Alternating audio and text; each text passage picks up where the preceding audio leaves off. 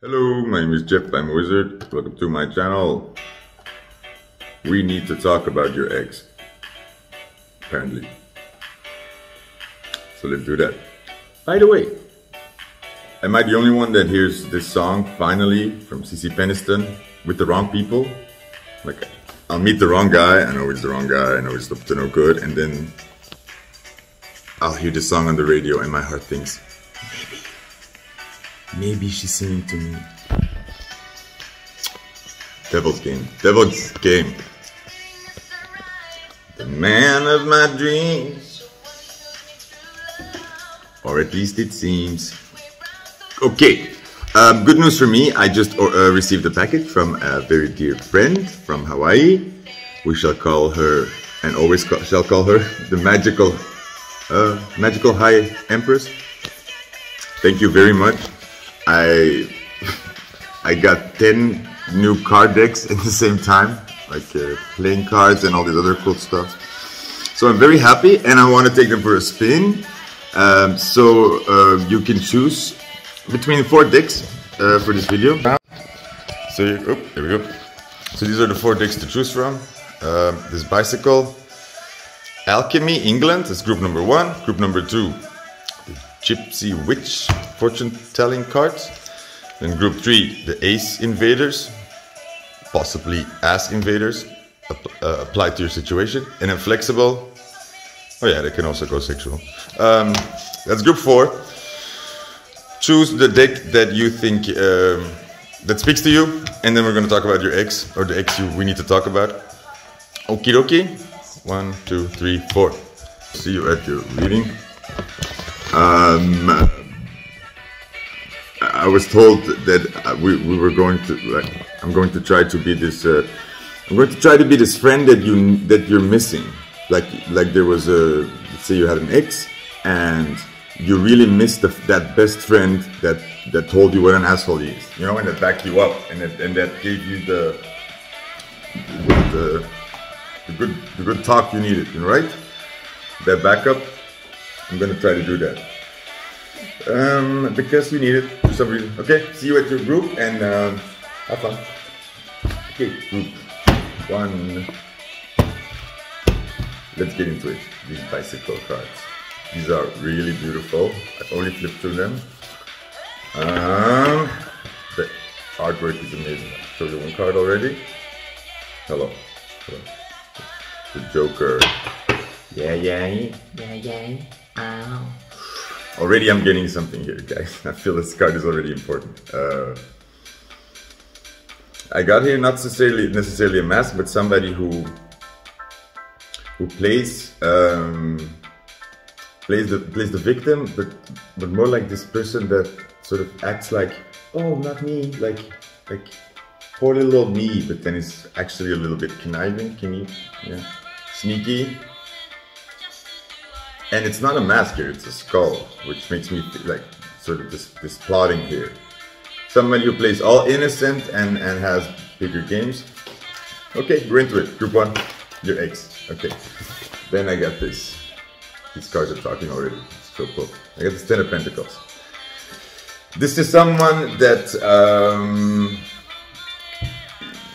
you thought would be the whole package. You saw potential in this, but they promised you a lot of this, a lot of, not future faking, a lot of blah blah blah, but no actual plans to commit or to actually do something. But a lot of this talk, when you're in love, you do this, but then they just take it a step too far, and then sort of. It's like when you're in that in love stage and you're telling each other like, oh, we're going to do this, and we're going to get married, and that's many children, way too early, inappropriate. But they sort of then already use that as leverage. I'm getting.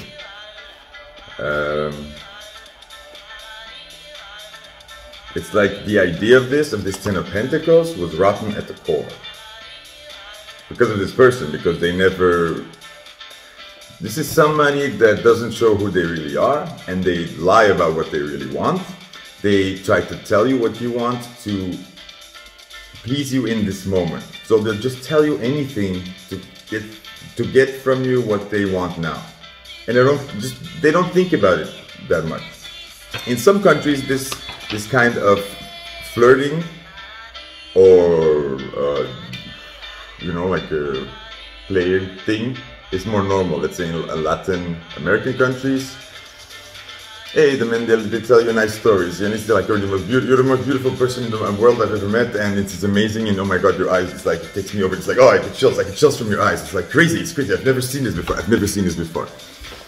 And they even get angry when you tell them like, oh, cut the bullshit, you're lying. They get very angry because they're like, why are you breaking up this romance? I'm like, just play along. Why are you being so cold? There's a fine line there, you know, between playing and actually meaning it. But this person took it to, like, this person actually was just straight up lying about who they are. So the whole idea of that Ten of Pentacles was rotten at the core. So the potential you saw, it was never going to happen. It was never, because you got images of a potential that was already based on false information. Somebody was just giving you the information that they thought that you wanted to hear, so they made it seem really perfect. And some people are very good at that. They don't even know they're doing it. They rationalize it for themselves in the way of like, oh well, everybody does this, and you know, I just want you to feel nice, and I wouldn't want to make you feel bad by saying like. They think that they're being the hero by, you know, instead of being honest and saying like, oh, you know, I have my doubts about this relationship, I don't know where it goes, like, I've had these or these bad experiences, they just go all in. It's like, no, I'm so sure I want you, and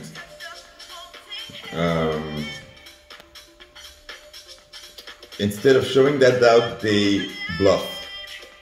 Okay, and in a certain aspect, in a certain degree, that's fine. Some people handle insecurity this way, and to be honest, in the workflow or in a lot of areas in life, showing your doubt doesn't work. So in a lot of today's world, you actually kind of have to say, no, I'm 100% sure of this, when you're not.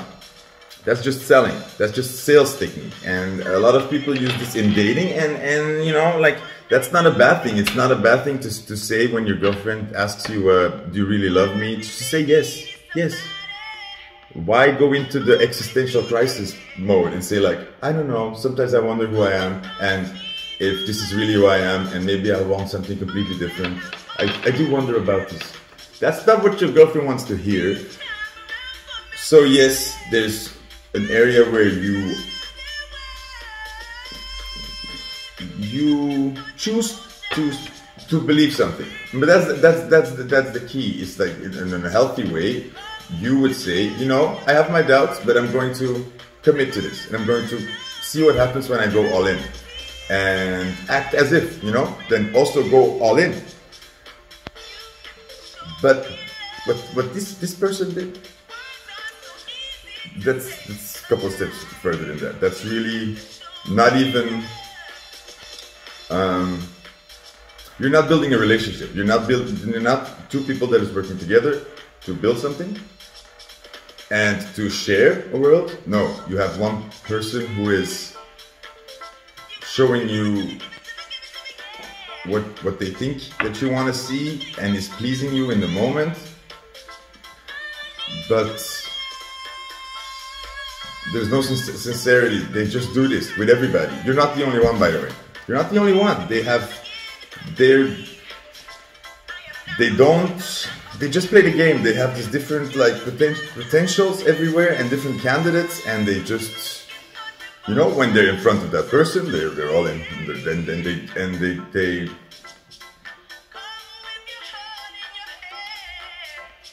yeah, they just leave you very alone, and also they play this out on you, because then you're the one with the doubts. You're the one who is bringing up drama all the time. You're the one that feels bad. You know, you're the one that is just making it difficult. And I just love you. I just want. They make it seem like they are so good people, and that brings me back to that first card. You know, when they're on the ground like this, and it's like, oh, but I'm such a good person. Like why would you step on me? Why would you step on me? And it's just a game. It's like, and that's the problem. Like, you know, good for them. It's like really smart. You fooled me, but who are they fooling? It's weird. It's they're just wasting everybody's time because they know it's not sustainable. They think they can start over and over again, and I think they also really believe that when they leave people sort of wait for them to come back. They, you know, when you speak more about personality disorders, there's this area where these people, in extreme cases with actual personality disorders, they have amnesia. They really have memory problems. So some of, you know, when you talk about narcissism, but then in a really pathological sense, these people have amnesia. So the next time they see you, they really expect to see you as you were the last time they saw you. They have this mental image of you in their head, and that's where you're saved at. And when you do not comply with that mental image, it's really upsetting. So usually they discard you, but they have you like set as this image of something, and they respect that after 20 years when they walk back into your life that they can just pick up. And in their head it's really frozen like this. They also really have amnesia, like they really don't remember certain things they said or do, and it's like these little like mini blackouts.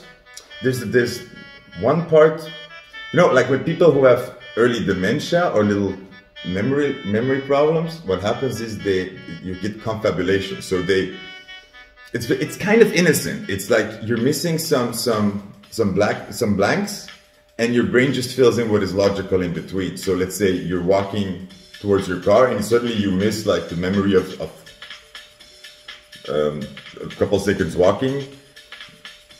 You don't even know that you had that memory lapse. Your brain just kind of fills in. Yeah, we were probably just walking. Your brain like puts it together. You have this black spot, but your brain like sort of edits it together.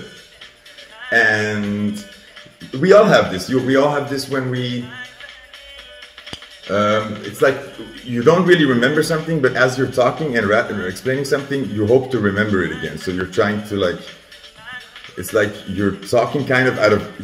You're kind of talking out of your ass, but usually in the meantime you're kind of like, oh yeah, okay, no, and then you know what you're talking about again. But they have that really bad. They just fill in what is most logical, and with these personality disorders, they always fill in what is most logical for them, convenient. It's different than the amnesia that happens, let's say, with narcissists. It's a kind of a different thing than this confabulation, because it's really I don't know. I don't know enough about this. Let's not go into this. Way too much. But just to say, this is kind of fucked up what this person was doing. And like, you're not the only one that this person is doing that to. And the annoying thing that I get about this person is that they're so. I wonder if there's still this point of return where they can sort of see what they're doing, you know. I believe that it doesn't come from a completely malicious place, but they are in a way completely irresponsible, and they refuse. There's a huge ego here. There's a huge either ego or and don't confuse yourself. Ego can look very different than we think it is. Ego can really look like that, a wounded woman that is crying on the floor, manipulating people in a way. You know, I'm not saying that's what crying women do, but you know, that image of somebody using their vulnerability, or the fact that people would protect them, or the fact that people would, if you come into a room and there's a man and a woman, and the woman is crying on the floor, and she pretends like this man hit her, it's very likely you're going to assume that in the situation that man hit that woman. The reverse, like, imagine the opposite, when you come into the room and the guy's lying on the floor crying, like, and standing like this, and there's a little girl standing over him. A lot of people automatically already go to the, like, is he faking it? This seems weird. Something is the miss here. So I'm saying that people are very good at using what people expect to see, at using their victimhood as a weapon, because they know that if I show how bad it is, people give me comfort and support. And if I always, like, these are these people that always complain about, like, oh, and I did so many things for them, and they treated me so bad, and I really wanted them, and then they just dumped me. They're always, like, and I don't know if in their mind the reality is really that blurred. If they really have if they can see.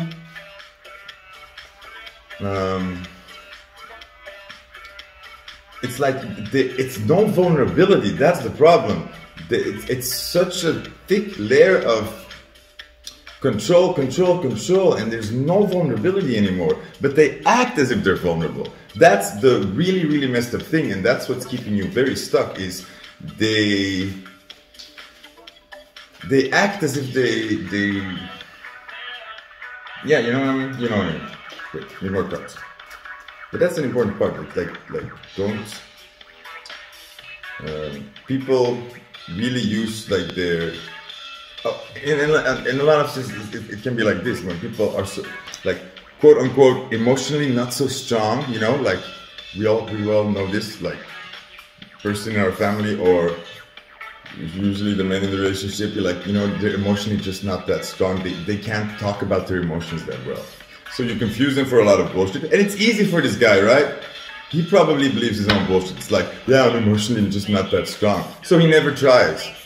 And there's no such thing as being emotionally not that strong, okay? Being emotional is just showing what you're thinking and what you're actually feeling, and not covering it up. Not trying to bend everything in a direction so that you never look like the bad guy. That's what they're doing. They're trying to make it always spin so that they, like, end up being the good guy, and that they never have to own up to anything.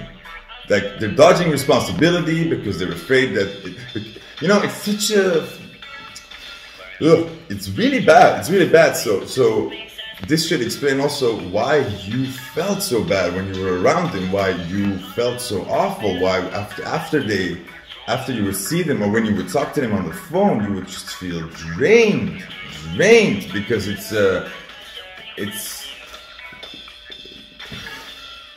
and that's the freaky part, and that's what I really wonder is parts of that, what they're showing you, is that the real them, you know? Is there a real person mixed in with this person that is kicking and screaming to control the situation because they're so scared? Maybe, yeah, probably the answer is both, but they have to understand that they get lost if they start, if they can't even be honest to themselves anymore about when they're being, if they can't be honest to themselves anymore, then it's pretty lost. They'll just keep doing this ad infinitum. What do I got here? Our work is never over. Yeah, okay, this card says it's really beautiful. Look, it's like the mean ace of swords. It's like the right idea, but look, this guy has is hidden, and with all these flowers, it's like, or like these stars. It's like this person telling you the right things. It's telling you exactly what you want to hear. And the weird thing is that you don't believe it. You see it coming. You also feel that they're sort of like smooching you, but I always get it as like, oh, you know, like, this person really likes me, so they're really like trying everything they can to like like get me, and then I could like sort of forgive people for being telling white lies or being macho or you know, like showboating a little bit, peacocking. Then that's fine. Then it's cute, you know. But it's like this. It's like you kind of know it's bullshit, but you let them do it. But then slowly along the way, you realize, oh no, they seem to know. I know it's bullshit, but then they seem to still act as if I don't know. They're picking and choosing this, but they know you know. That's what I don't know. If they really know, you know, because then it would be like, that's the weird thing. You see right through them, but yet you've not said anything. You don't. They put you in this awkward, weird position where you kind of see right through them, but calling them out on it is kind of impossible. So you just don't do it. And after a while, you realize that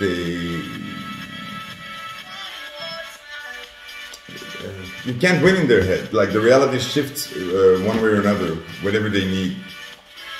And that's the painful thing you discover when you, in the end, when you wanted to talk about your emotions, when you wanted to really show your hurt, does not compute with these people. And I don't know if they can. They just spin it. And then they'll go telling around what they want to tell. And it's like this, you know, when you're so angry about something, you just are ranting on and on and on and on, and you're making it worse. And then you're sort of selling your point of view of the story on everybody you come across, you know, like let's say you almost have a small car accident on the way to work, and you're just pissed off about it, and you know that you're so sure that you were in the right, and so you paint the story even more colorful. You're just like, no, this guy was driving 3,000 miles per hour, and he just wasn't looking, and he was on 2 phones at the same time, and like with his ass out of the window, and I was the hero that I could like almost like stop it, and I was like luckily that I could do this super cool maneuver. You know, like it's a bit of an embellishment, and it's normal. It's what people do. But a normal person should have the capacity to and anyone takes also. Hold on. Did I remember correctly? And any normal person would do this, and it's completely unhealthy if somebody comes to you and says, you hurt me, and you're so sure that you didn't do anything wrong, you're absolutely sure. But if this person stands in front of you and says you did this, then I would always go, it's like, maybe I did. Let me think. Let me like explain it to me. Like maybe I missed it. I start doubting myself, not because that means that I'm weak or that I would then maybe take the responsibility for this pain, but it's because I care enough about you that I want to understand what is happening. You're feeling bad, and apparently I have something to do with it. I like you, so I want to get that sorted, because really, like, I want. It's weird. It's like it makes me emotional how simple it is and how fucked up they make it to be, these people. It's like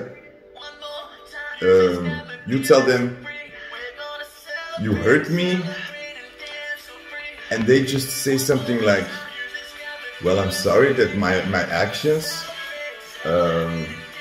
make you have these feelings.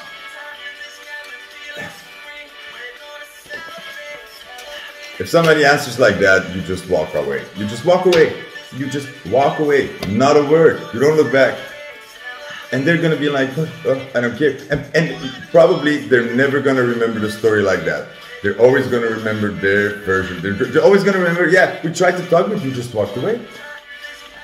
That's the frustrating thing. So they never, when you just walk away, they almost have, I wonder if they really don't do it. It's like they don't ask themselves, oh, what did I just say that made them walk away? In that moment, I think they know. I think they know they crossed the line and they pissed you off and you walked away. However, they also kind of know that I can spin this in my favor because you're not talking.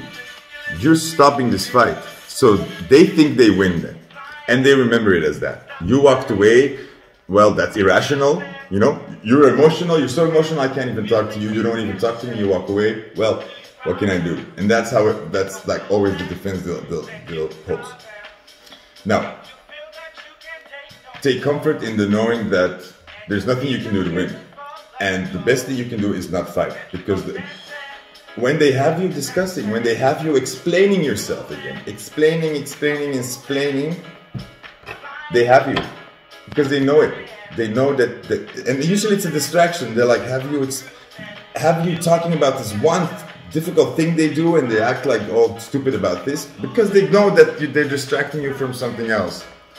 They have no intention of changing themselves for you. Even more so, the more you try to ask this of them, the more like almost evil they become. It's like, you think you can change me? You think you can put your emotional bullshit on me? Oh, sweetie, like think again. And then they're almost scheming how they're gonna make you feel stupid. And then but in the meantime, they're looking at you and they're like, oh no, sweetie, like listen, I care for you. No, really, I didn't mean to. And they're just giving you generic white noise after white noise. That's a good song for you to listen to. White Noise by Disclosure. And then before I also thought of a song, it was nice. I was saying the title basically. From Ariana Grande, where like the light is coming to give back everything the darkness stole. In the beginning, I think also this voice says, you wouldn't let anybody speak, but instead, anyway, listen to that.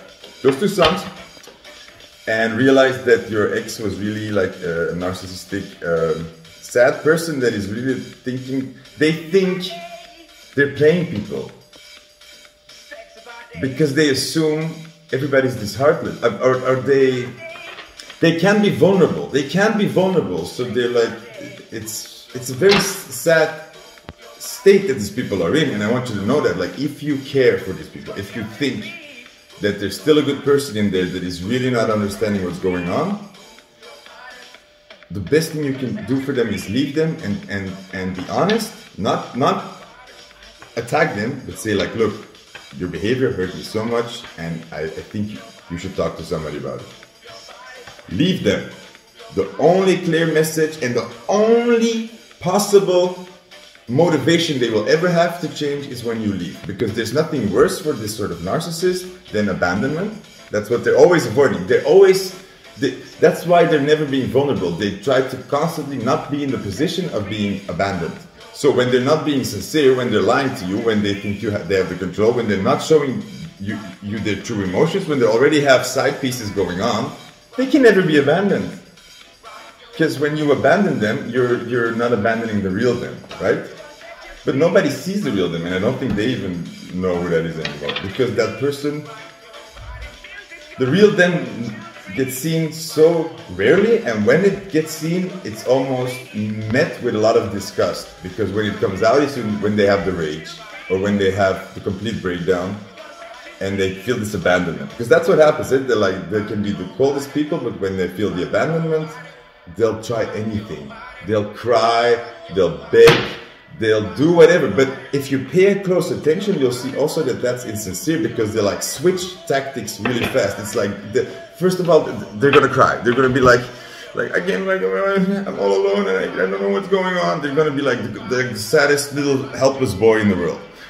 When they notice that doesn't work, suddenly they like split, and they'll be like, I swear to God, I'm gonna get you so hard, and you're gonna regret this ever happened. And when they notice that doesn't work, they're gonna flip again, and suddenly they're going to you see them panic.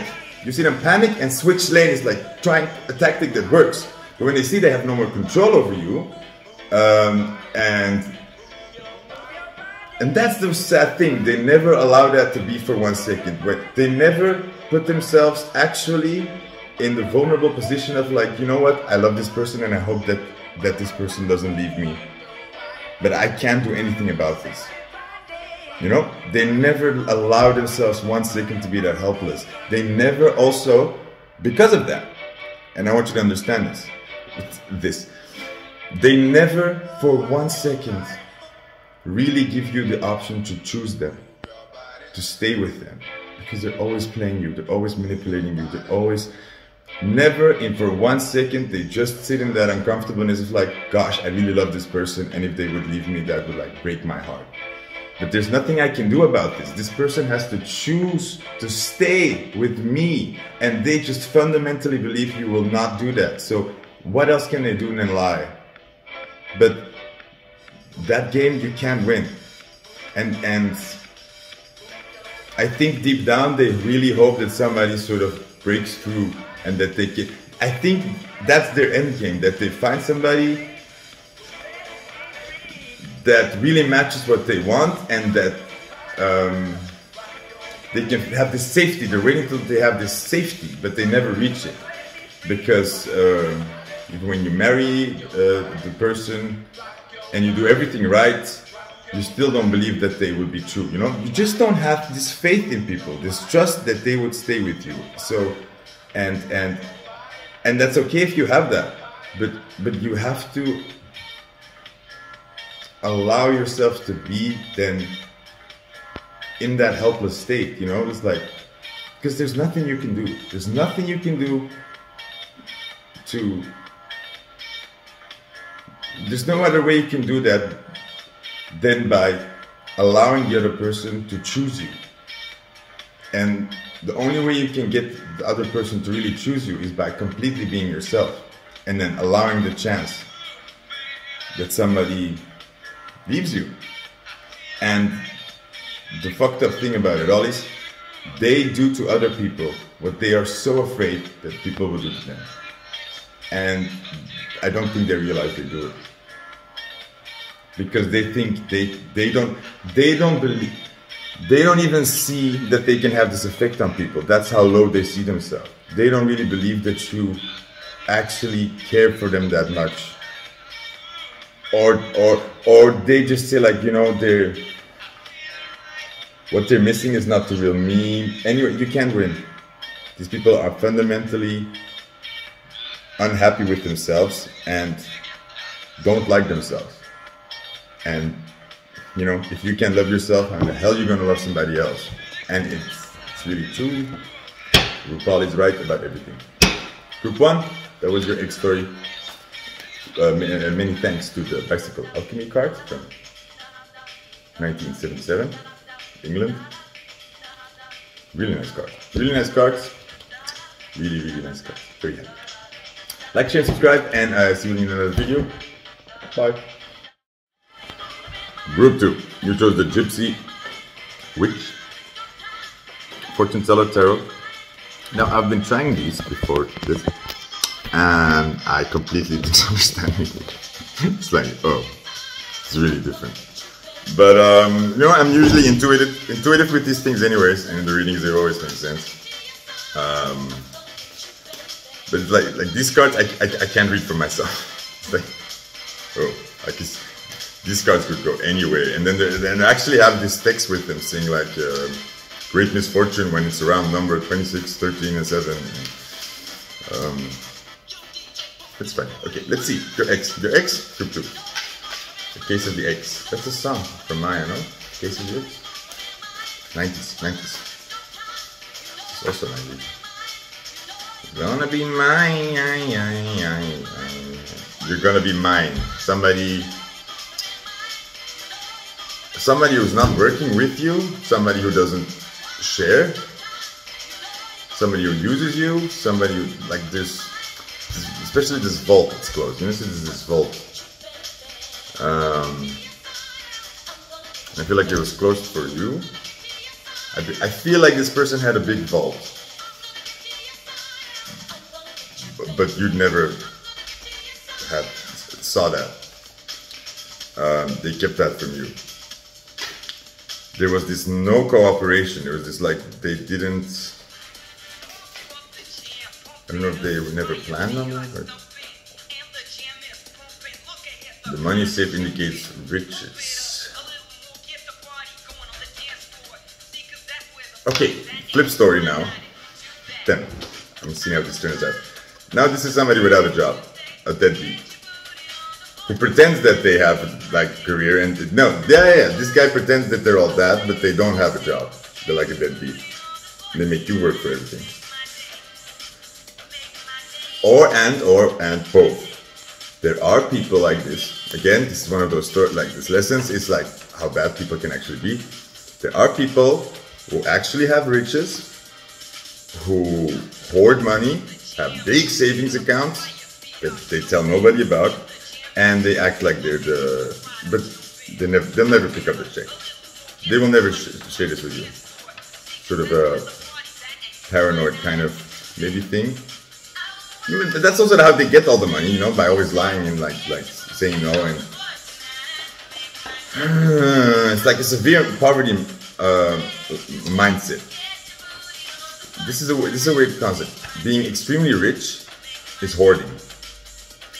Trying to get extremely rich, and I mean extremely rich, so beyond what is already like more than enough to like live a full life by.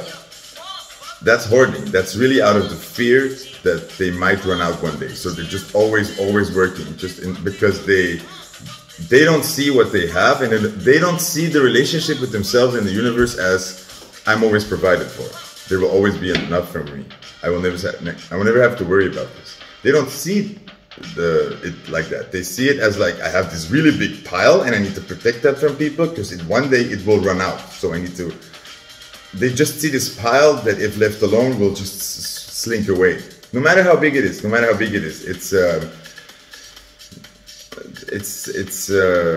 also they really feel this pressure of.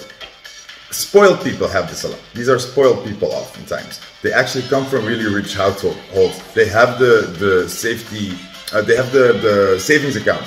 They have the sort of trust fund that their parents set aside for them and put money in for them. Their parents already pay for their like apartment and car and all this stuff.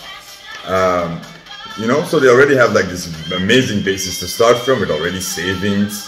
And already like parents that are paying for the big expenses, you know, so they never have to like go under zero for instance. And but then you get, because these people got everything from their parents, they don't have this belief that they can actually do it themselves. And it's weird how oftentimes when they have these generous parents that gave them so much of what they made to these children, the children become the opposite. It's really weird. It's like it's entitlement. Instead of seeing that the values that were there were generosity and sharing,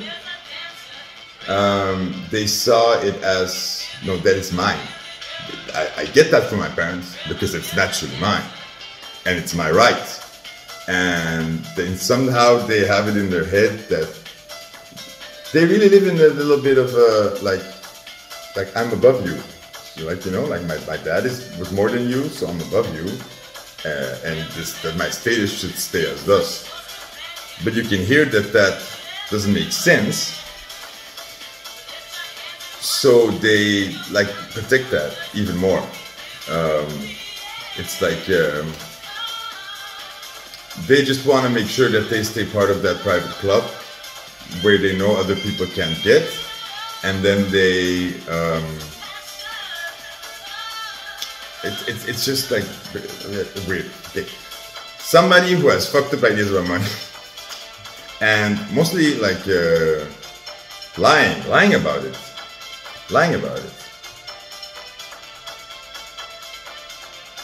The eye, when near, denotes great interest taken by friends. When distant, it signifies suspicion.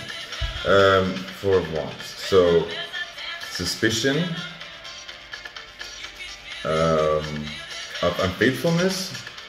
Wait there. The first thing I got was the same as the first card. There was no aligning. There was no union. There was no two people supporting the same roof. That was not possible. And I'm getting that sort of the person that you dealt with had this paranoid eye.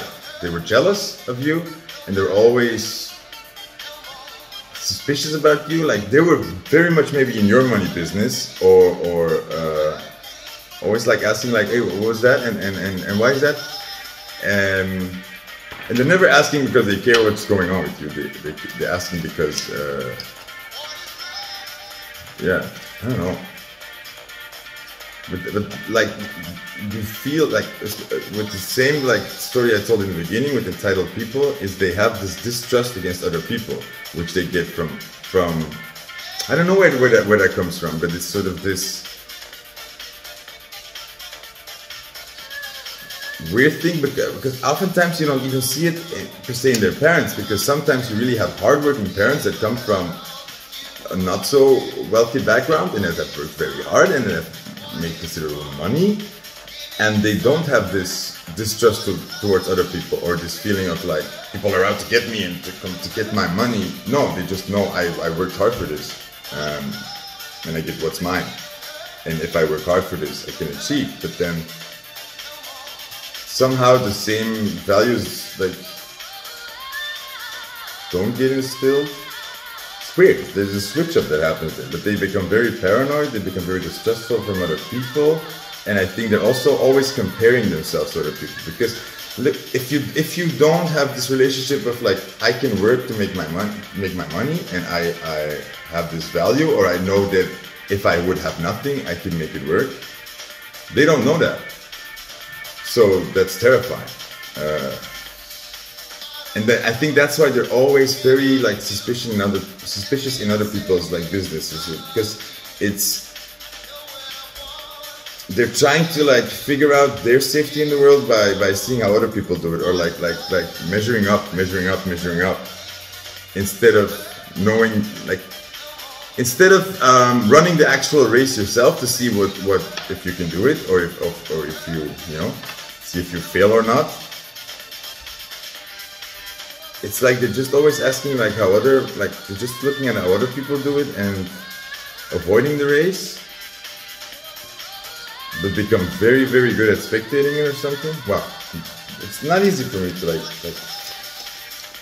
see into this person's mind.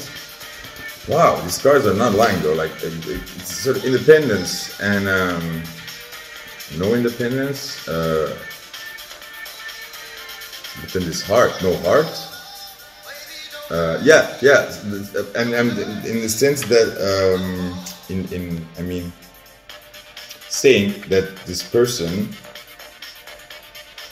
when it came to this money, like they were just obsessed with money. It's like they were heartless. It had no heart.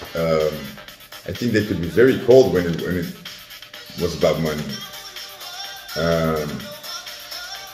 And I think, despite their feelings, oftentimes, also,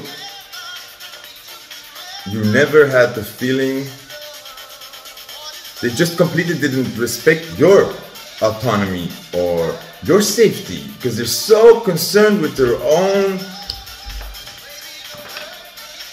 like weird problems that they don't even realize, hey, this person that I love also is trying to be safe in the world and secure and is out there on their own, you know. Maybe I can help this person, maybe we can help each other. No, this is very much you, like in the end it's you and you on your own and me on my own, and they always really like give you this feeling. And I think they oftentimes, even like after the most wonderful date and the most intimate sex, they kind of give you these dates of like making sure that you know, like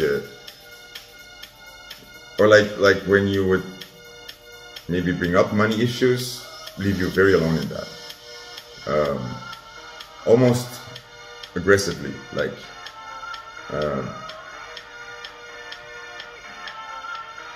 right. Heartless. The heart signifies great joy when near. I think this person sucked. They, like I said, like you could have these wonderful dates, and then they could just say something and it would suck all the magic and joy out of that date. Like they almost did it on purpose. Like they wanted to like bring you down on earth, like just put you with your feet back on the ground, like smash. And I think it's these people also. It's a way to run away from intimacy. I think when you come too close, it's almost like for you and for them, it's like, hey, let's remind ourselves that we got to work tomorrow. Let's make money, or something, you know, like just hard. One more card for this ex of yours. Very annoying ex. Okay, again, like.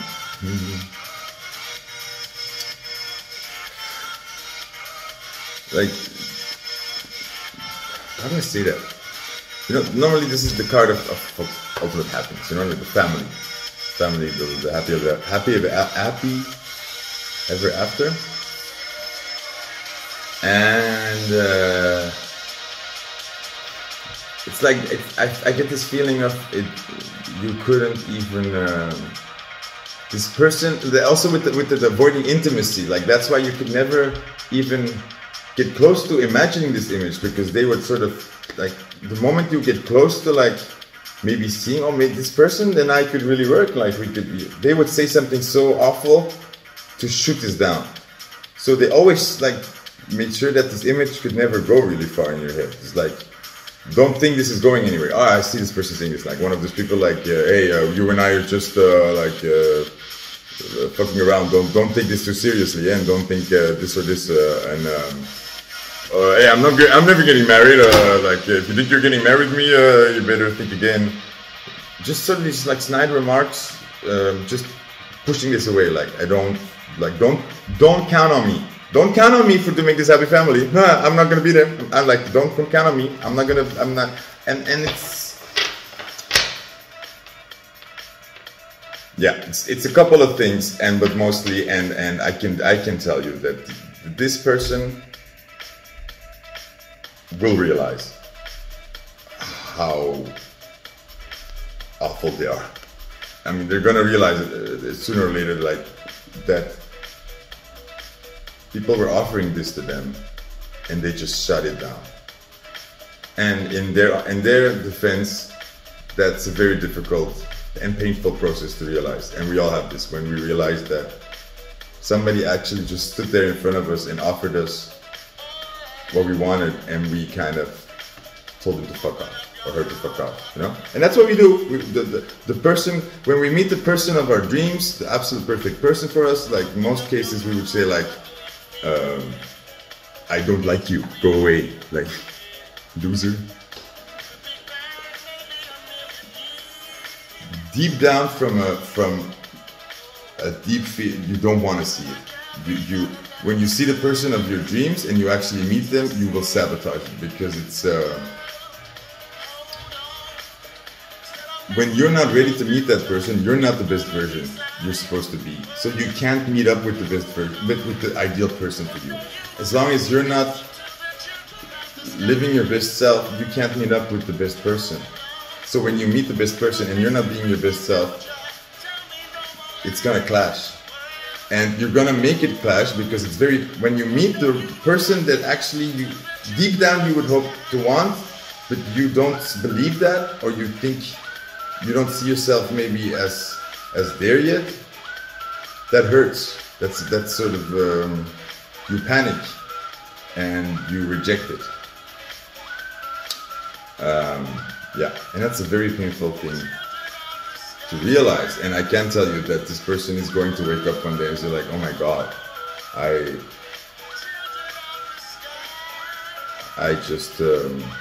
was an idiot. I was an idiot. They're breaking their own heart. And it doesn't come from malice, but it does come from a bit of a twisted sense of responsibility. And that's where it comes from. They have this, from being spoiled, or maybe being a bit entitled, or having things handed to them. They take these things for granted. They just think, oh, like, I'll end up like my parents with a happy family and the perfect thing. I don't have to work for that. I don't actually have to make efforts to find this person and to keep them close to me and to actually build something with them. They're so entitled. And it's almost from a very sweet naivete that breaks hearts.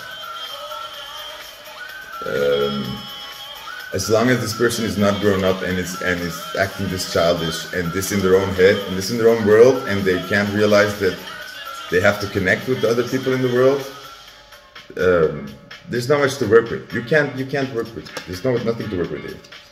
So I think this person was fun times, and then they made you feel right on time, that it wasn't serious, something like that. So fun, good times. You know, like the fun, romantic person. That's also then your mean aunt that like talks about, like, makes you feel the harsh reality of the world or something. Oh no, forget that last one. I hope this resonated.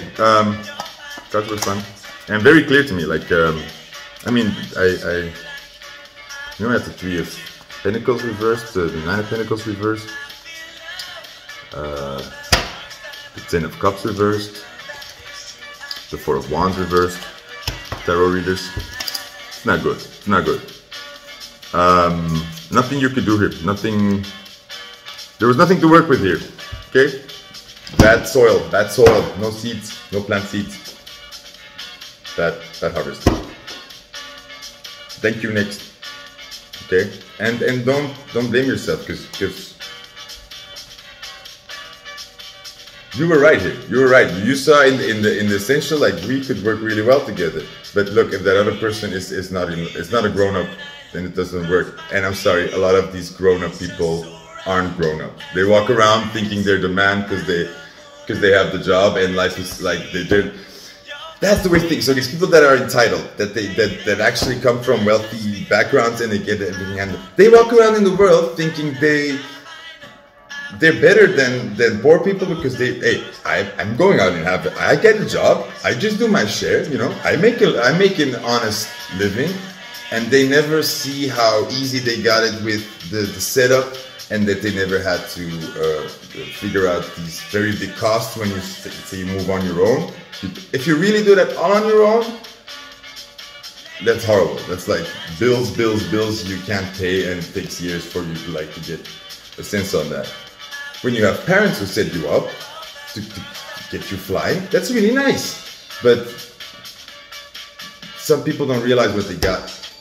And they also have this, they're too hard on the rest of the world, because they sort of, anybody that's failing or that's like not doing well, they just see as poor.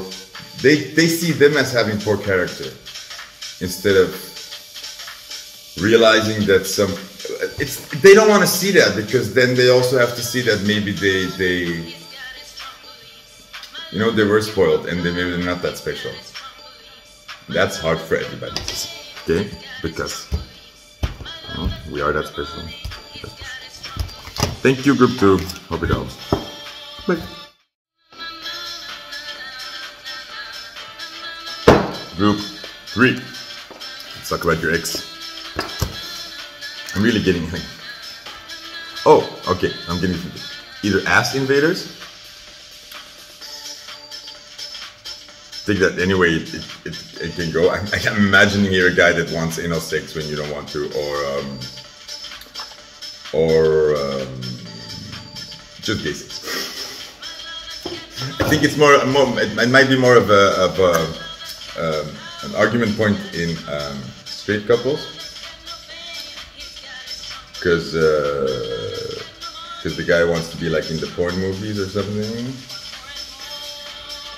I don't know. I have no idea what I'm talking about. I'm not straight. I have no idea what goes on in these worlds. Sounds complicated. Straight people. So sorry. And it's not that it's easier than gay people. Like, there's a lot of like my top and my bottom. Open relationship stuff. Like everybody. I always think, like, you know, when you're a man, you're sort of built to put your penis in something. So it's hard to expect from another man to like let that drift go, right? There are gay men who have sex with other gay men and ignore that other gay man's penis completely. So they get all the blowjobs, they get to be the top, and then they just don't touch the other person's penis. And I think that, wow, how awful are you? Like, I'm just gonna completely ignore your manliness. Like, I'm just gonna like not even acknowledge that. I'm attracted to you because you're a man, but I'm not gonna touch your penis. No homo. They actually are like this. People, like straight people, like, do you notice? Gay people are that homophobic to themselves still. It's really bad. It's really bad. Still a lot of insecurity, self-hate, and nobody hates gay people more than gay people, you know? And they can be bitchy. And you know, talking for gay men now. No, for other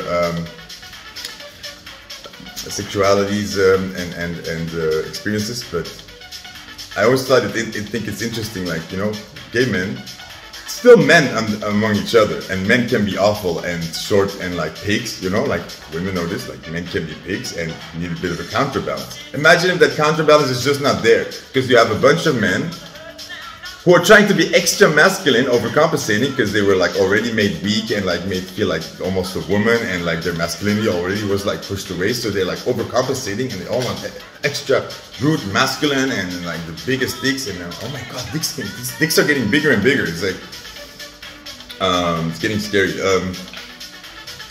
And then they're all hyper muscular and all on hormones,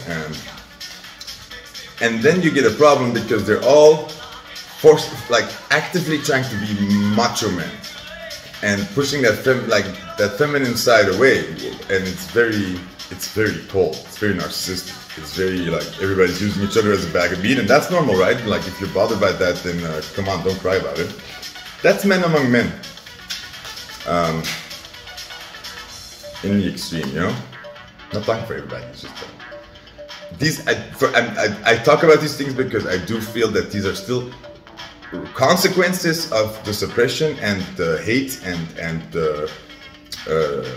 that is still around homophobia. These are the consequences. Like even in countries where everything seems to be okay, it's not okay. It's like only 20 years ago that these people were called on the street for being dirty and filthy, and your best friends would make jokes about you, how nasty it was. When I would talk about sex to my best friends, they would be like, you, don't say that. Ugh. Another penis. And the worst thing is they really felt like that because it's so socially determined, and it's really sad because so many people are so sheep in that way because they're looking at porn, and I know because I grew up with straight porn, so I didn't have to get porn yet, which was the reason that I could like make myself believe that I'm straight for a longer time. Because hardcore, like, straight porn is just like a penis going in the vagina. You just see that. A penis going in the vagina, penis going in the vagina. You're seeing more penis than anything else. So, like, most straight men, when they're watching porn, they're watching another man's penis, right? Like, it's there. And they're not stupid, because straight men are comparing. Hello. Because a lot of men have this fetish of this cuckolding or this, you know, or another man. A lot of straight men even have just the fantasy of having to be submissive, that they have to suck off another guy or something. Not because they're gay, not at all. It's really the fantasy is them being so low or submissive. But again, there's already inherent in that they see being gay as really weak and submissive. You know, it's still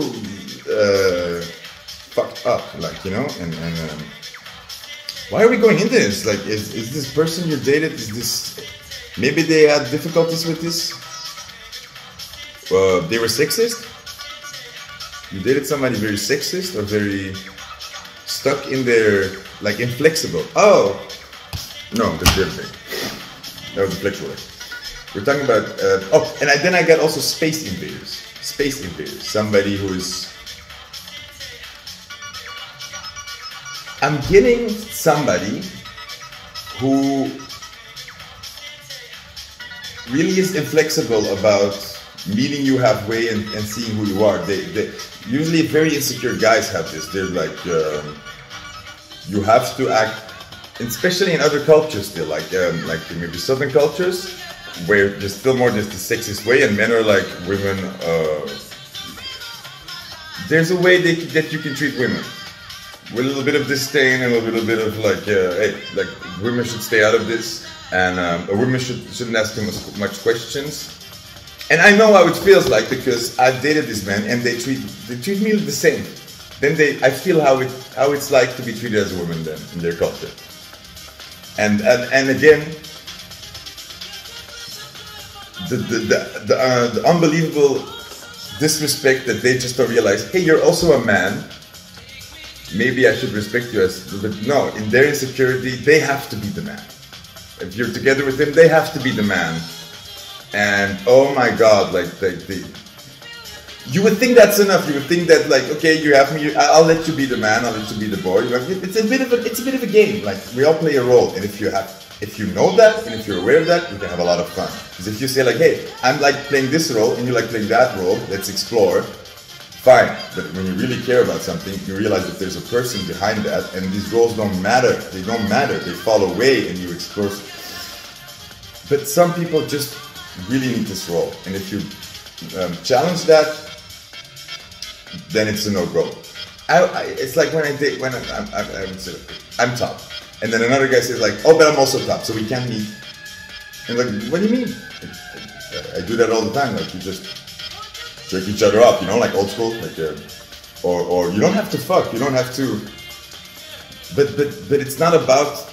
They don't see that freedom. They see they need to be. They need to have that role. They need to be the dominant one for their self-esteem, or otherwise they would. Or there's shame. There's a lot of shame. So much shame. Shame. Now we're getting there. Shame. Shame. Shame. Shame. Shame. Shame. A mosquito? Somebody sucking you dry? Yeah, somebody very needy. Needy. That's what I'm getting. I'm needy. Somebody constantly needing this approval, like somebody. And when you don't give it to them, they make digs at you. They put digs at you. They're like making you like. Or they'll try to make you like men do this a lot, you know, like when they need to feel like a man, they'll let's say you have a problem with the dishwasher or something small, they'll be like, oh, like luckily I was here, luckily, oh, you did this, oh, you see, they're like, whoa, like luckily I was here in time, you almost blew up the entire house. You should thank your lucky stars you have me. And hey, I've learned that men need this. A man needs to feel needed, okay? A man needs to have the feeling that they have a place in your life. And turn that around, you want a man that actually also like has a useful place in your life, okay? If you have somebody and you... Either they're useful and they're... Okay, I'm just gonna say this for everybody. You either are a man and man up and carry the responsibility. You know, it's not. You don't have to do more than that. You don't have to be super strong. You don't have to be super aggressive, or you don't have to take care of everything. You don't have to do everything alone. You just have to sort of man up, be there, and stay there. That's what a man has to do. You know, show up, be there, stay there, and support, like protect, support. Just say like I'm solid. I'm here. I'll do these things for you. You know. Because I want to, and this like switch genders. Like this can be in a woman, in a man. Everybody can have these roles. There are enough women who are very strong in their masculinity, who run companies, who are very good at leadership, who don't like to do this feminine stuff, who don't like to do the housekeeping. They like to do business, and they like to do, you know, that's fine. If that's who they are, let them be that. And then use each other for your strengths, you know? Some people like to cook, some people don't like to cook. Some people love to cook, okay? I hate cooking. So when I have somebody that is really good at cooking, that's perfect. They're doing something they love, and I can do something else that I love, you know? It's choosing your responsibility. But you do have to choose it. You have to pick it up somewhere. Life is choosing your responsibility, and the more you're choosing this consciously, the better it gets. The more you're saying, I choose to do this. Like, I want to have this responsibility. Then you also like go for it, you know? Not try to dodge it, or like, a lot of people do this, like, they want to take the responsibility, but like, are you sure? I don't know. Like, I don't know if I can do this. And then they want the other person to prove it to them, like, show me that you want it. Show me that you really want it. Or like, they're gonna test you. They're gonna test you. This person was testing you. They were like putting you in scenarios or tricking you. It's almost like they were waiting for you to say the wrong thing and stuff like that. Needy, constantly needing approval. They constantly needed you to feel strong or loved or beautiful. And turn it around, and like you can have this woman who really wants to be the femme fatale and have the strong man to do these things for her, and she really wants to be this feminine, goddess-like thing. And again, to like these women, then be a goddess. A goddess does not need, the goddess is not asking around if she's a goddess. If she's not proving it, she just is. And she knows that men follow her. But a lot of these goddesses think they're goddesses, and then they're acting like Jezebels. They're constantly picking at these men, making them feel small, making them feel like they disappointed them, that they're not good enough. And it's never enough. Like, there's probably these people in bed that are like, every time you think you just have like a nice moment, it's like, oh, something is wrong. Oh, no, I had to do this. Or like, oh, this hurts now. Or like, oh, you're not doing that right. Or I want to do this now. Or I want to do this now. Like it's never okay. And they're just, yeah, needy, sucking you dry. Look, I see these two mosquitoes. Like, like this independency, maybe you also have this. Maybe you need to ask yourself, like, did this mirror me? Did I also maybe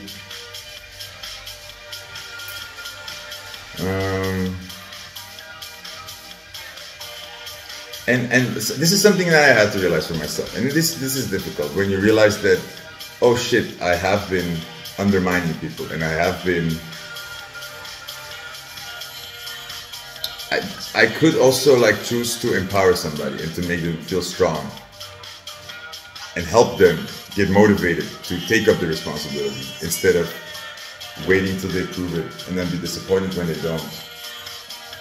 You know? You undermine people that way. You sabotage it. A lot of women, or a lot of men, whatever, make the other person feel bad in their role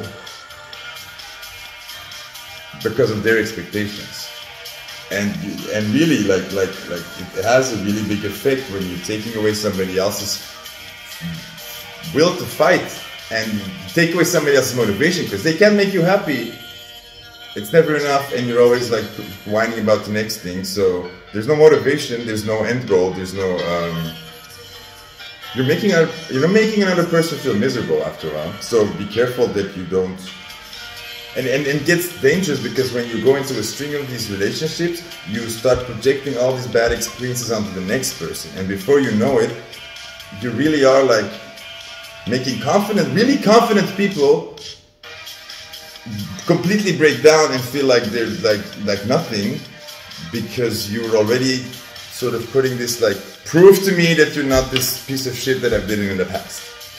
But you are like coming from a very high, like, who the fuck are you, right?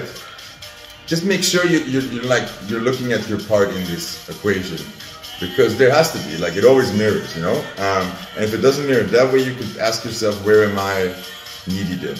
Because maybe by them playing this role, I get the validation in my role. So I need them to be this role so I can feel like this. And maybe it's because you need the other person to be like that, you're already putting pressure on and they're already feeling forced, you know? It's whenever you need the other person to do something for you to feel a certain way, you're in big trouble, people. You're in big trouble. If you need the other person to do something or to stay for you to feel good, or to act a certain way for you to feel good, you're in a lot of problems. Yeah, you're in a lot of trouble. You're in trouble. Problems. 7 of cups. 7 of illusions. 7 of cups. Illusion. Yeah, like I'm getting like a lot of, again in the beginning, like a lot of machismo, or a lot of these girls acting like they're like, I see them in the clubs, like they have the, you know, typical. They have the mini skirts and the cleavage, and the extra long hair, and the high heels. You know, it's like you would say like, oh, that's a confident woman, but everything actually screams like, I need this, and I need this, and I need to show my ass, and I need to show my tits, because it's all an illusion. And the same with these macho guys. The more like buffed up they are, the more like tough they are, the more like they're acting like they're the man, the more they're overcompensating. Because they're doing everything in their power to show you every time that they're the man. And that's coming from insecurity. Because if you really believe that you're the man, you don't have to prove anything. You're on the couch watching Netflix. That's what real men do.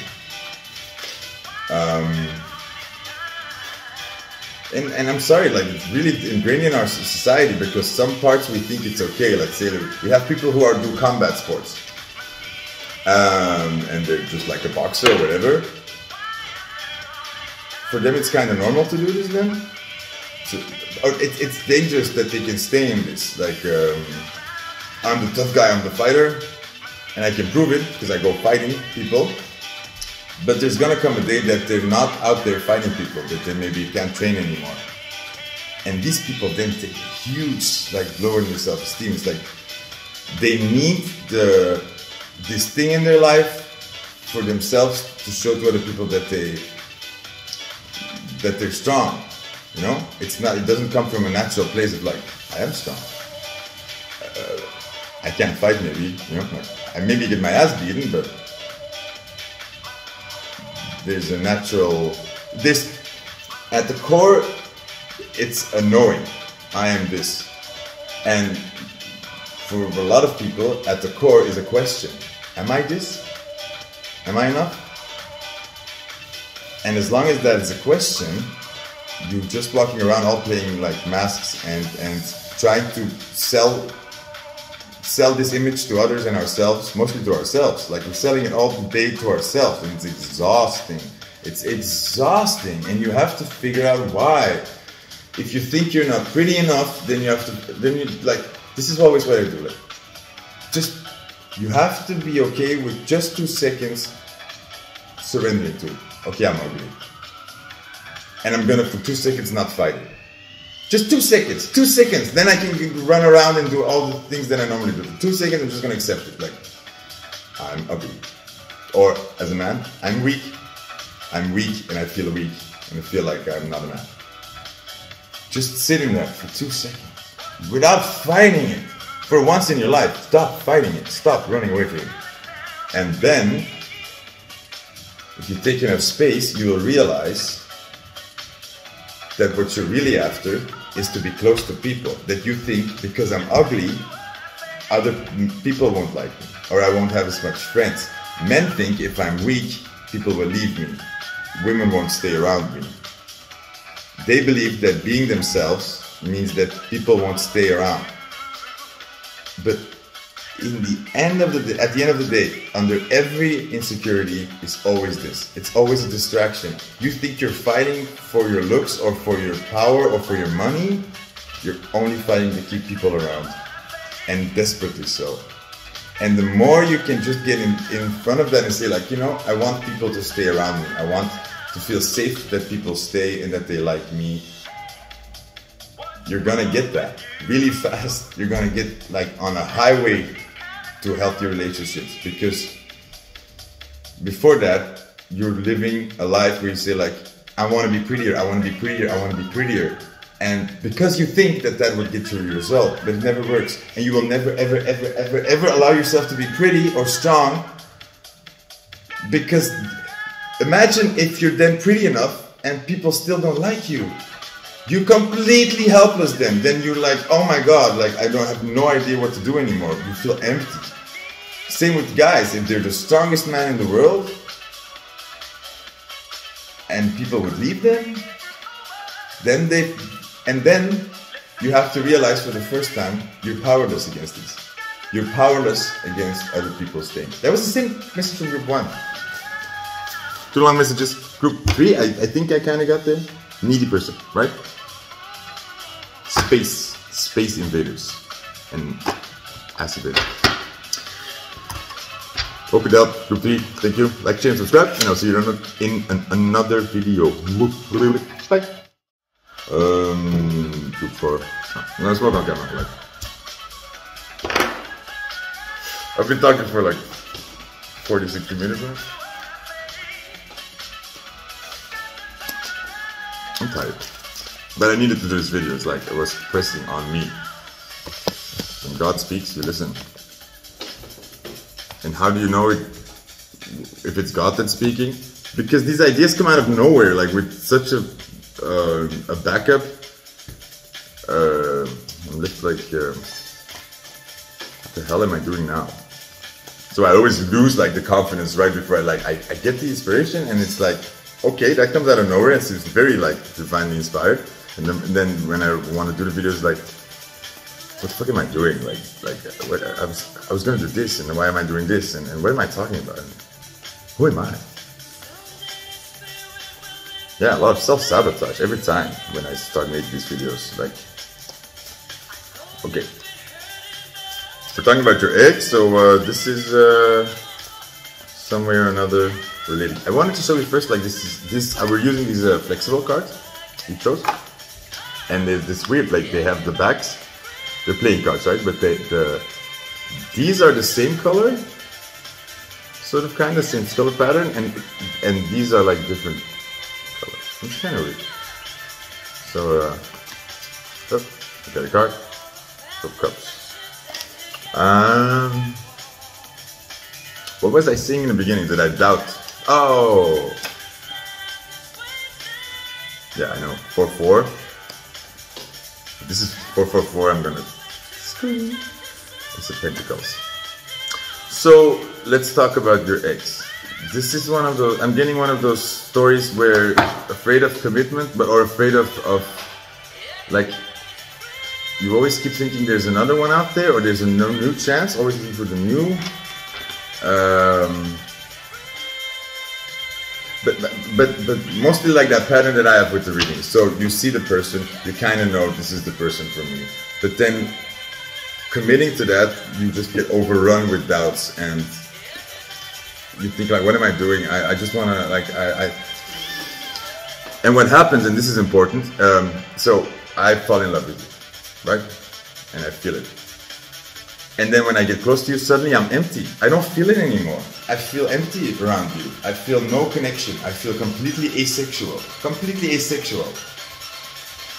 So logically I start doubting myself, right? Like, maybe this is not the person for me. Maybe I was wrong. And then you kind of convince yourself to start looking further, and maybe because you then don't put more effort into the previous person, you don't give it a try to see where that goes. You kind of keep thinking, well, I don't feel it here, so I can just keep looking. It's self-sabotage. It's afraid of making a mistake, afraid of being wrong, or afraid. And this is the same weird thing with these videos that I make, you know, because then I'm there and I'm resisting it and I'm not doing it. I'm doing everything else but like just doing the video. The one thing that I asked myself to do for resistance. A simple video, like sit down, read some cards, 10 minutes, can be fast, have fun, right?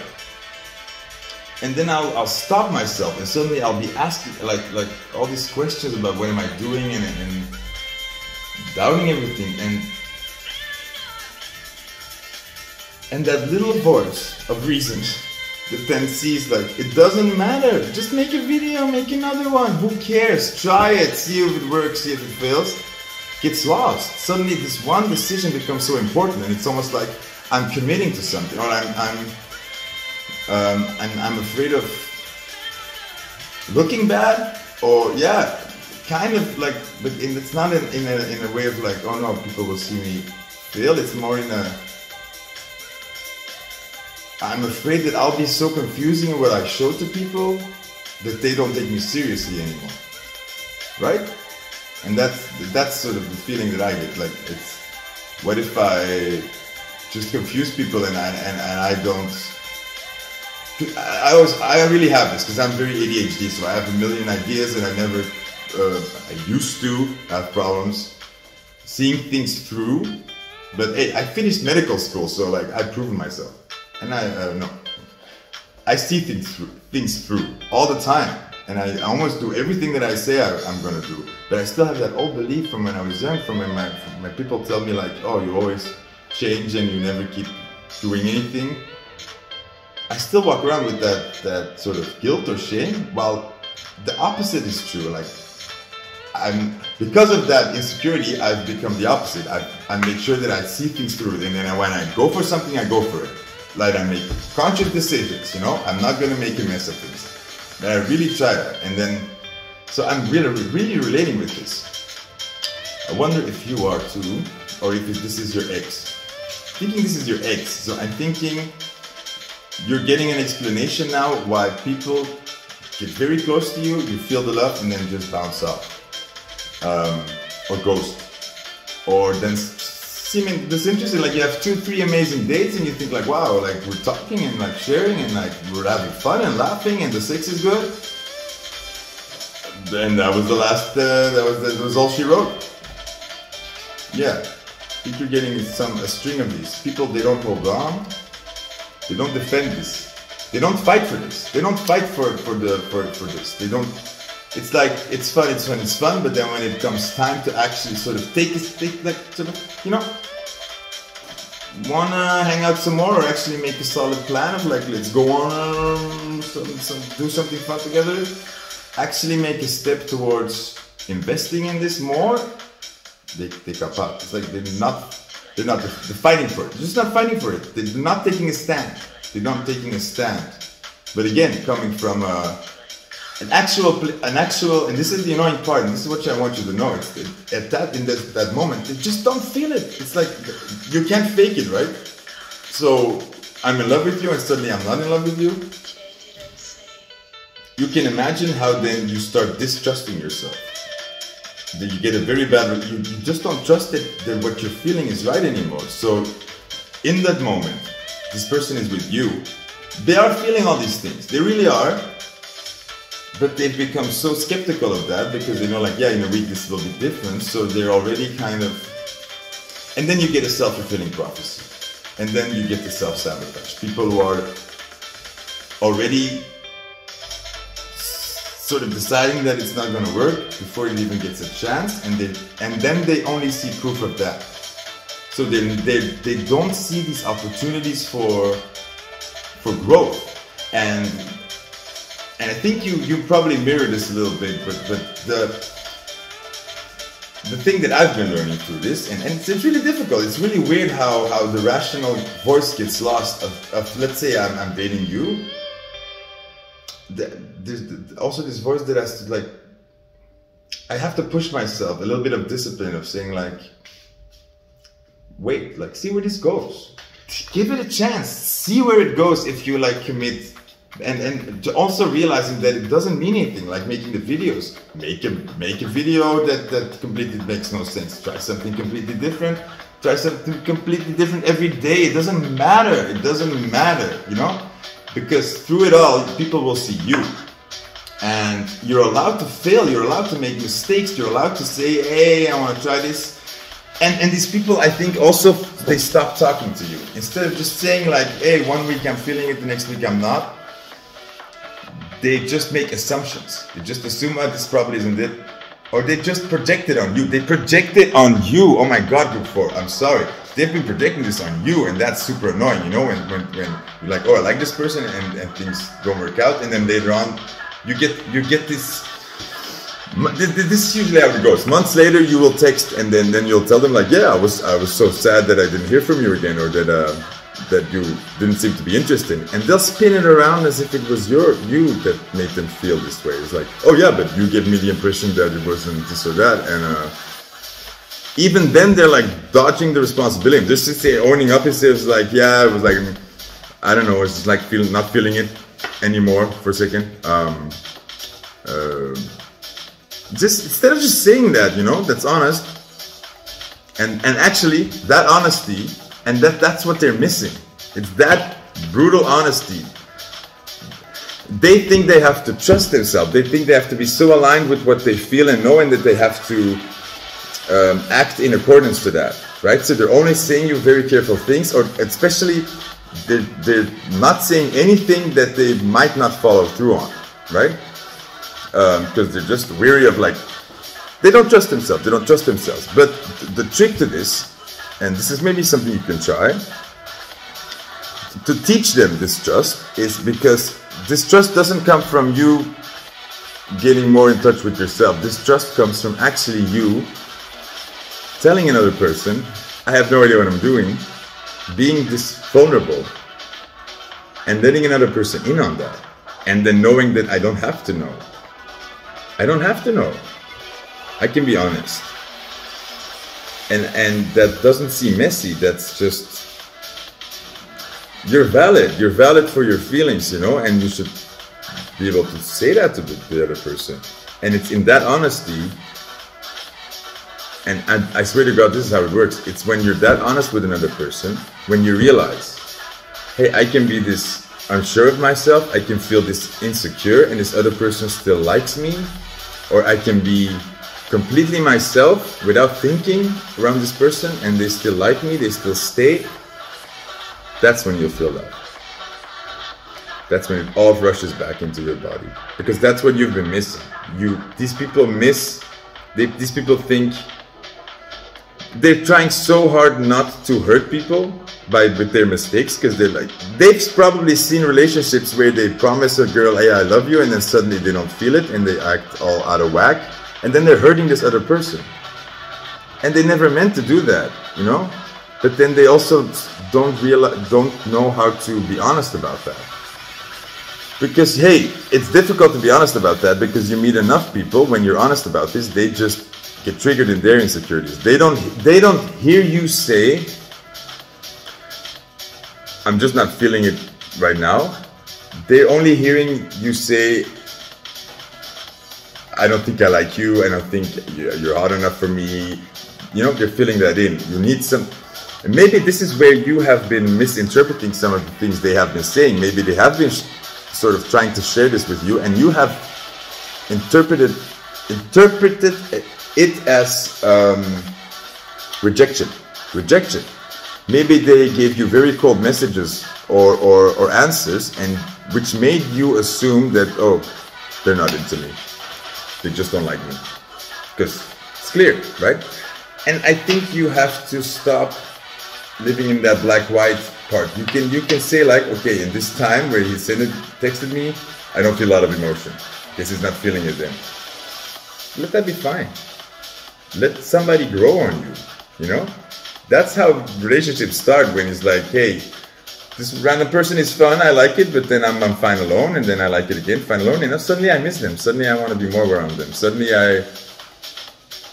I can't stand not seeing their eyes for one day. This grows, let it grow. That's what these people also have to learn. You can let it grow, you can try it, you can plant a little seed, see where it goes, and then it's like, oh, I don't want to see it, and then go try another one, right? But they have to start trying, and they have to talk. Because as long as they're not talking and communicating, they're forever going to feel this distrust, because they feel like they can talk to you. And it's because it comes from a damaged relationship. So somewhere in the past, this has been damaged. So they probably did try to talk and it got shut down, or they just learned that, oh, then I'm hurting another person. When I'm honest about my feelings, I'm really hurting another person. So I'm just gonna figure it out on my own. And that's where the relationship got distorted, because that was painful for them when they were trying to be themselves and honest, and suddenly you're hurting another person. That's actually really traumatizing, because then you're like, oh no, I don't want to hurt this person that I love, I can't be myself. It makes no sense. I hope this helps. Before, have a very nice day. Like, share, subscribe. Bye. Camera's dying. Woo.